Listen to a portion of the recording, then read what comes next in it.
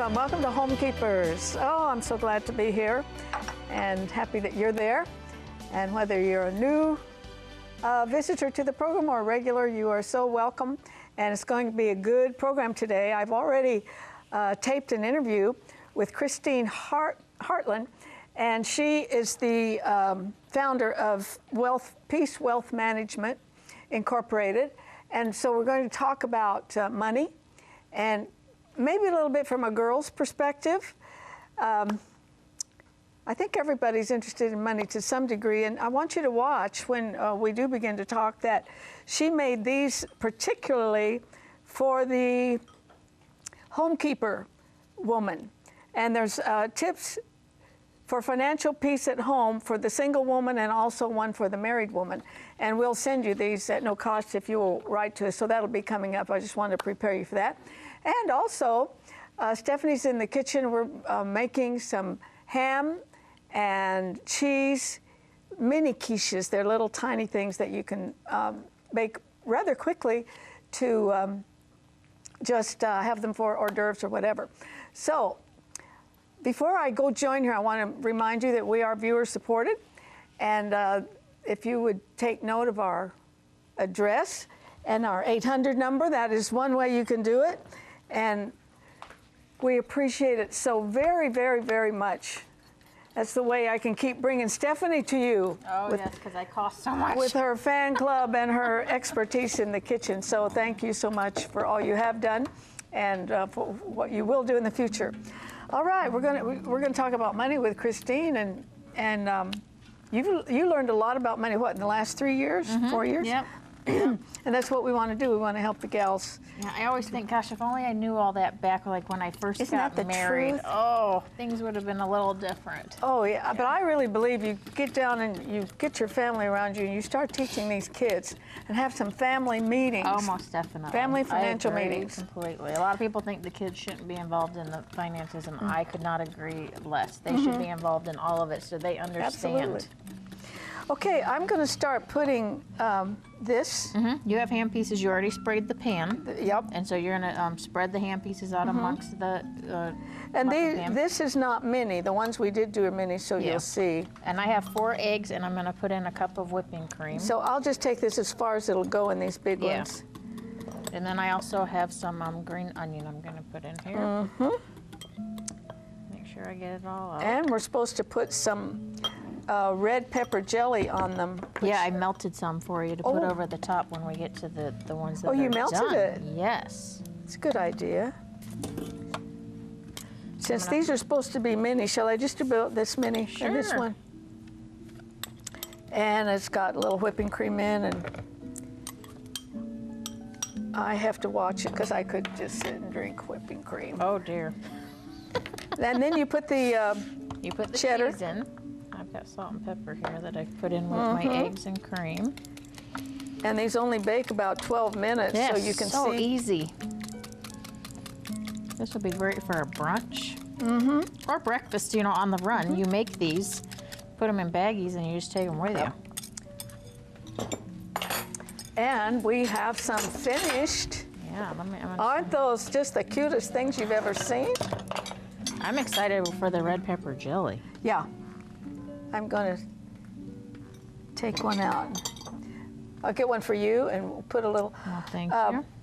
We sprayed this really good, but also you want to go around the edges a little bit with a knife, because these are so easy. I just love easy recipes. Well, for too long I tried to make it too hard. You know, I was trying to be so fancy, and my husband didn't like most of the meals anyway, so. He didn't go for the gourmet stuff? You know, he's just a meat and potato kind of guy, and he doesn't mind it simple either. Okay. And then those go in the oven for just 12 minutes? 12 minutes. What, about 350, I think? And the mini ones are so cute and so perfect for just a Okay, fingers. We're good. Okay, that really makes That gives it a kick. right there, red pepper jelly. Red pepper jelly. Yeah. But they're good without it. You want this recipe. For sure. Yes, ma'am. That's yes, sir. good. Okay, and the red pepper jelly has a little kick at the end. It does. Sneaks up on you, doesn't it? Yeah, it does. Mm-hmm. Oh, that's good. All right, these are called ham and cheese mini quiches with red pepper jelly glaze. We'll be glad to send it to you if you would like to have it. And that information's coming up on the screen. And after that, I really hope you'll sit down and listen to Kristine. She is really a gift, and I think you can learn a lot. So stay with us. If you would like a copy of today's recipe, please send your request along with a gift of $5 or more to Homekeepers, P.O. Box 6922, Clearwater, Florida 33758.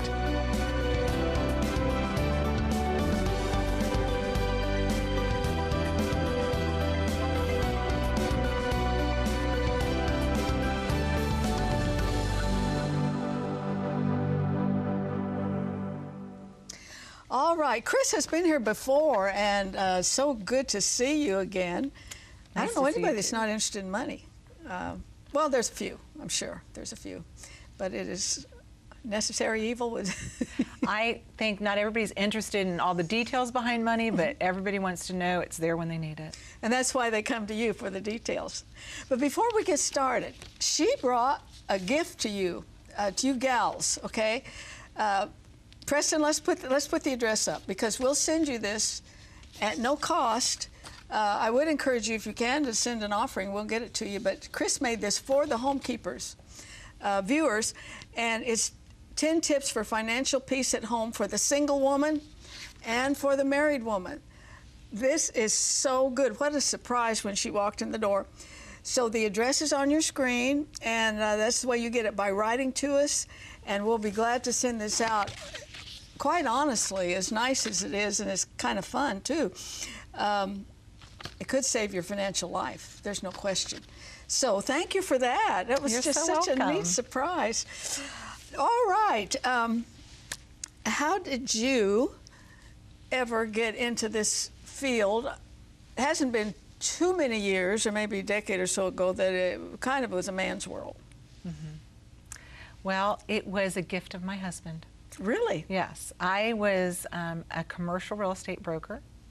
I had been doing that for 10 years. And when he asked me to marry him, shortly thereafter, and when we were engaged, he said, "What would you like to do? Would you like to stay home? Would you like to go back to school?" What a wonderful man. Isn't that a gift? He's a wonderful man. And I said, you know, when you're a kid going to college, that's a point of stress. Mm-hmm. Of trying to figure out what you want to do. But after this was 10 years later, mm-hmm. after school, and I had a chance to think about it, and I said I would like to go get my licenses to do securities, because I don't know how we learn how to make a living and not how to manage our money. Mm-hmm. And I just felt really strongly that I should have known things that I didn't know 10 years after mm-hmm. I'd been working. So, but it's not too late. It's never too late, as long as we're still here on earth. Don't think we'll need money in heaven. Right. But as long as we're still here, we're, you know. And Jesus and a lot of other people in the Bible addressed it more than once. 2,200 verses on money and possessions in the Bible.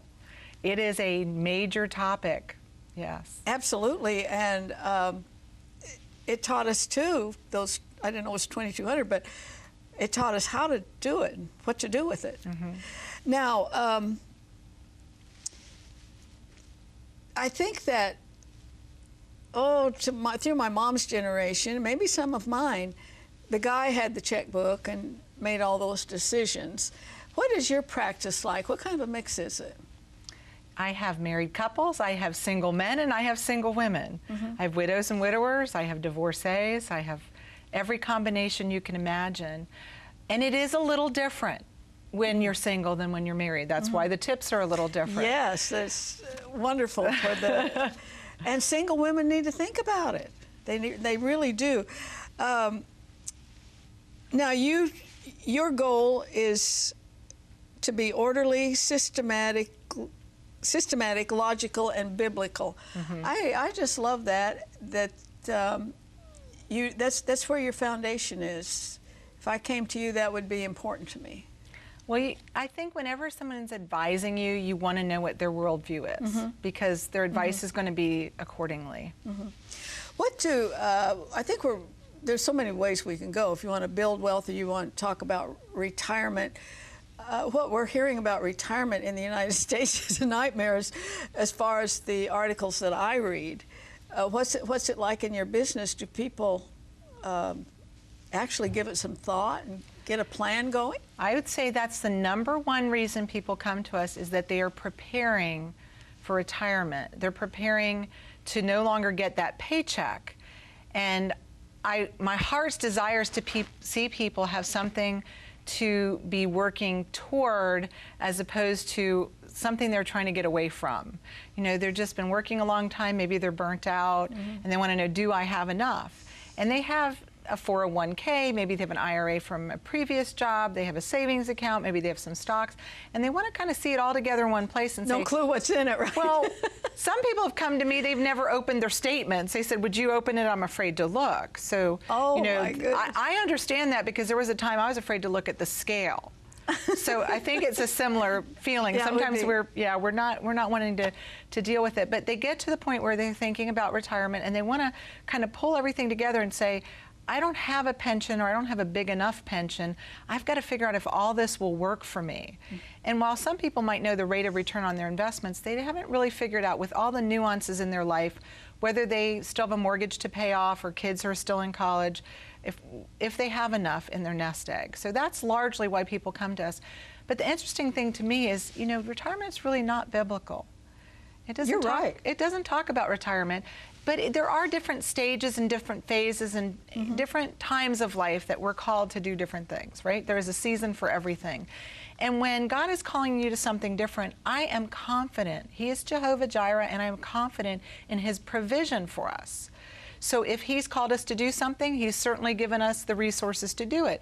I can say I have never gotten my tax money from a fish, but I know that it's there somehow. It could happen if you need it. I believe it could happen. It just hasn't happened for me. But I believe that we can figure out how to take the resources God's given us, and sometimes there's resources He will add to it miraculously, and get us going where we want to go. So I know when we created our tagline, aligning your resources with your mission, what we were really hoping is that people would come to us with their passion of what God called them to do, and that we would figure out how to take those resources that they have in order to support that. But Arthelene, you know what I found out? Very, very few people can articulate their mission. Very few. Boy, I bet you're right, and that is so sad. That's really something to think about. I'd like to think about that a while for myself. I think this might be your mission, Arthelene. Yeah, I hope so. I hope so. I want to put your website up, because if you live in the Tampa Bay area, that's where Chris is located. Does this kind of thing go across state lines? If somebody in California wanted to contact you, I am licensed right now, I believe, in 9 states, and California happens to be one of them, New York, New Jersey. And the reason that happens is, 1, because people move, and 2, because we do a lot of estate settlement, and people will come here. My aunt in Florida passed away. I live in New Jersey. And so we'll help settle an estate, and they said, you know, we'd like to continue on with you. So really, in my business, it's a matter of paying fees and filling out paperwork, and so I just add the states that that I'm called to work in.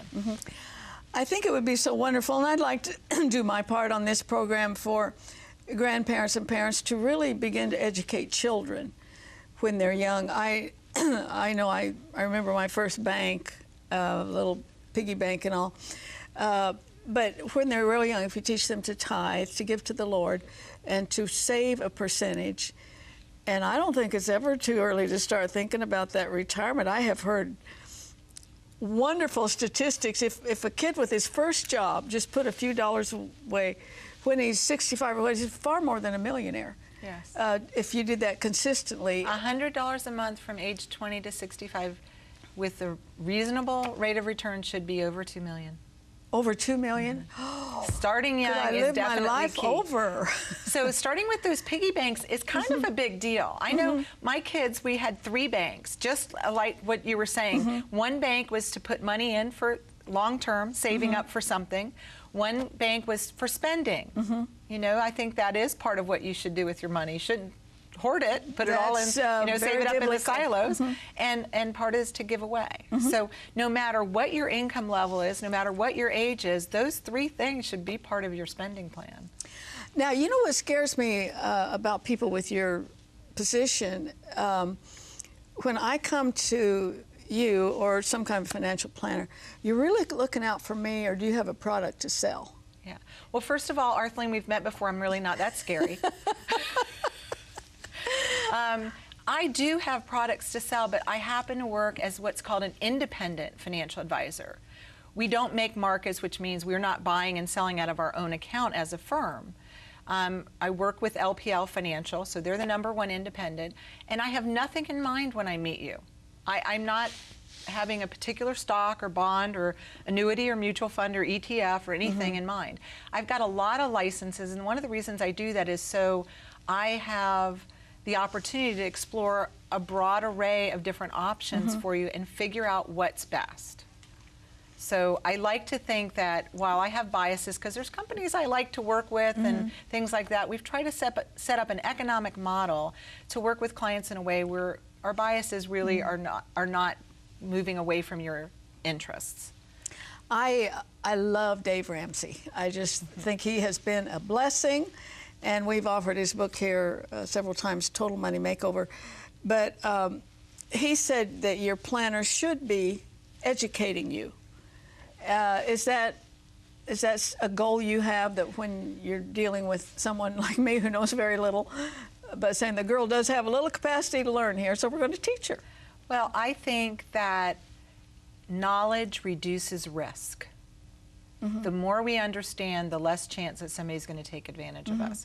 I think it's very important to have transparency and education as part of the overall program. But you give it to people in bite-sized doses that are pertinent to them. So it's not like, here, read this plethora of material. It's like, this might be good for you. And some great investment advice has been, don't invest in anything that you cannot understand. If somebody, wow, that's good. If somebody can't explain it to you so it makes sense to you, it's probably not a good thing.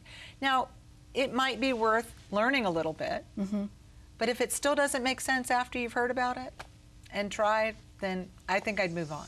Now, how do you deal with a person that comes to you maybe in their 20s and they have a modest amount to begin with, someone in their midlife, and then someone like me, getting toward the end with 8 great-grandchildren?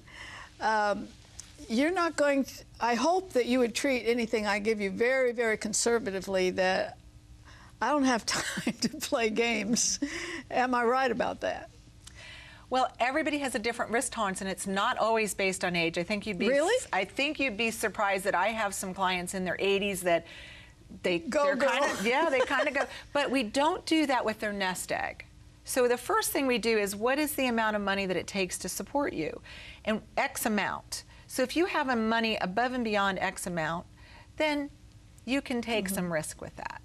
But you're right, most people say, I earned this money, and more than I want you to make me money, I want you not to lose my money. So we are very cognitive of not taking any unnecessary risk or mitigating risk wherever we can, no matter what somebody's age is or what their risk tolerance is. And giving context to that. What I mean by that is, just knowing a rate of return isn't enough. For example, we might be very conservative in a CD at 0.25%. Oh, yes. But you can't live on 0.2. Most people don't have enough money to live on 0.25% interest. They have to spend their principal. So you don't want to get too risky to get the rate of return so they can live on it, but you also want to just figure out, what does it take for them to manage, deal with inflation, things like that. How long have you been doing this? Oh, I'm going on 24 years in another 2 months. Yeah. Oh man, I bet that's been a learning and continue. When I started Arthelene, we were teaching people what a mutual fund was. Is that right? I think most people know what a mutual fund is now. Yeah. So it's changed a lot in that time. Yeah, I'm talking to Kristine Hartland, and her website is on there. I hope you take advantage of it. And the reason I ask you, 24 years gives you some kind of a basis. I mean, there's probably been a little trial and error along the way. And you mentioned a mutual fund. That's a group of funds. I know that if you lose some here, you might pick up a whole lot more here and that kind of thing. It's a diversified portfolio, and it could be stocks and it could be bonds, but it's a whole grouping of them. And the manager's deciding what to buy and sell as opposed to owning an individual stock. And we used to draw pictures and map that out. Now most people in their 401k plan at work are picking from an array of mutual funds on their own. And that's why we're back to the education piece. We were not all, in my opinion, properly educated to make these decisions. And so it's very, very important that we get educated as soon as possible and that we make that part of the curriculum in schools. Now, when it comes to stocks, do you favor the ones that have dividends? Well, the great thing about dividends is you cannot fake a dividend. If you pay out cash, it's got to be there. So I have to say I do like dividends, but things fall in and out of favor. And what's happened over the last few years is you have to know if they're becoming overvalued because people really want those dividends a lot. You have to recognize that too. So when you say, what investment do you like? I'll first admit to you, my license plate on my car says invest in children. But when you talk about investments, it always depends. It depends on what you're trying to do. And there's good quality stocks and there's poor quality stocks. And there's times I like CDs and now's not one of them. Oh my! So, you know, it just depends. I had a block of money so that I could get right to it in a CD in the bank, and it was 0.2 or 0.5. And I said to the girl, "Are you kidding? Are you really kidding?" I couldn't believe it. Pretty soon they're going to charge us to keep the money there. Yeah, for sure. Let's see. I had one more question, and that is, how do you evaluate someone when they come? I bet there's a lot of signals that you can pick up, and mainly what they're saying that can put you in the direction that is best for them. You know what? It's the story they tell me. Yeah? People don't speak in equations. My job is a math job, but I try not to have to fill out the boxes. I want them to tell me their story. What's going on in your life now? How did you make your money? What are you trying to accomplish?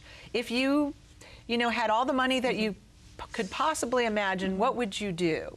And learn about that person, and then you can really intelligently personalize their financial life, and as much as possible set it up on automatic pilot.